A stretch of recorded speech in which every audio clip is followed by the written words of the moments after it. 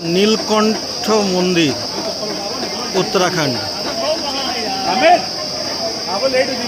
এখানে সমুদ্র মন্থনে যে গরল বিষ বেরিয়েছিল, সেই বিষ পান করেছিলেন স্বয়ং শিব। সেই স্মৃতি বহনকারী নীলকণ্ঠ মন্দির, উত্তরাখণ্ড। প্রচুর জনসমাগম। এখানে আর একটা মন্দির রয়েছে, সিদ্ধ সমাধি মন্দির। আর এই একটা ত্রিশূল, এর নিচে অনেকে দ্বীপ প্রজ্বলন করছে।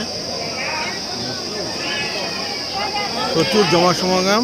আর এই জনসমাগমের লাইনটা আমি দেখাতে পারছি না, এই দিক দিয়ে অনেক দূর পর্যন্ত লাইনটা ছড়িয়ে গিয়েছে, অনেক দূর। প্রায় আমরা শেষ পর্যন্ত গিয়ে দেখলাম প্রায় 1-1.5 কিলোমিটার তো হবেই।